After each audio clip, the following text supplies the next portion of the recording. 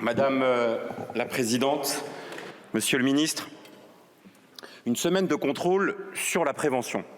Je me dis chouette, nous allons pouvoir exercer nos prérogatives et je remercie le groupe Modem et Cyril Isaac-Sibille d'avoir mis l'accent sur ce qui est désormais dans l'intitulé de votre ministère.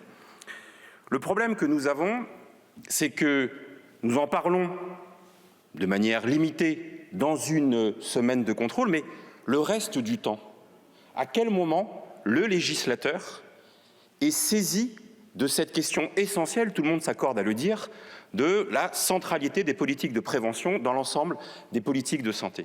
C'est la raison pour laquelle, d'emblée, je dis que je souscris au combat que mène de longue date Cyril Isaac-Sibille pour que nous soyons dotés d'un espace de débat démocratique qui n'existe pas aujourd'hui, qui pourrait être une loi de programmation et d'orientation sur la santé, intégrant la dimension de prévention, assortie, je partage ce diagnostic, d'éléments sur la prévention. Pourquoi je dis que nous en sommes privés? Parce que la réalité, ce n'est pas à l'occasion des PLFSS chaque année, des quelques articles en lettres qui, de manière un petit peu pointilliste, une année le papillomavirus, c'est très bien, les préservatifs gratuits, tel ou tel autre dépistage.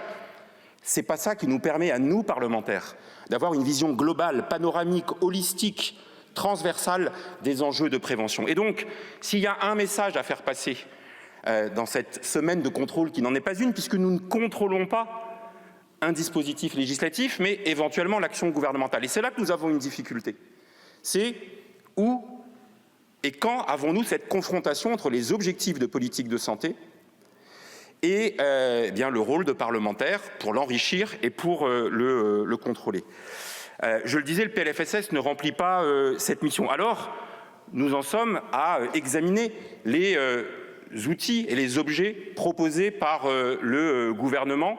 C'est la stratégie nationale de prévention, mais en fait, elle est là aussi déployée dans tellement de plans et de stratégies qu'on ne sait plus comment les appréhender de manière globale.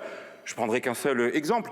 Il y a des éléments de prévention dans le plan Bien vieillir, mais comment s'articule-t-il avec ceux qui peuvent exister à d'autres endroits? Par exemple, sur un sujet essentiel sur lequel j'aimerais m'arrêter un instant, qui est celui de la nutrition et de l'alimentation.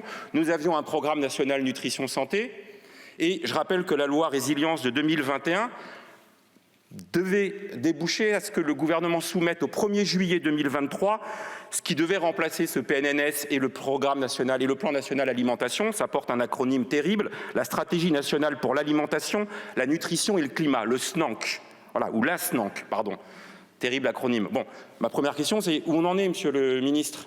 La SNANC, on est 2 avril 2024, toujours pas de SNANC. Alors vous allez me dire, ça n'empêche pas que les actions ciblées puissent intervenir, mais il nous manque, y compris, des objets gouvernementaux de l'exécutif dont nous pouvons questionner l'effectivité et l'existence. Et c'est pour ça que moi je préférerais que nous ayons en effet cette loi d'orientation et de programmation en santé avec des indicateurs de prévention qui après sont déclinés par l'exécutif. Enfin, remettons le Parlement au cœur de la politique de santé. On est attaché à la démocratie sanitaire et on partirait aussi des objectifs et des indicateurs. Alors je m'arrête dans les quelques secondes qui me restent sur deux sujets qui me tiennent particulièrement à cœur. Je l'ai mentionné, la question de l'alimentation, de la nutrition. J'aimerais que dans cet hémicycle, ça fait très longtemps qu'on n'a pas eu de débat sur la politique de prévention et de lutte contre l'obésité. J'aimerais dans cet hémicycle que nous ayons des débats sur le Nutri-Score. Voilà, c'est une belle invention française.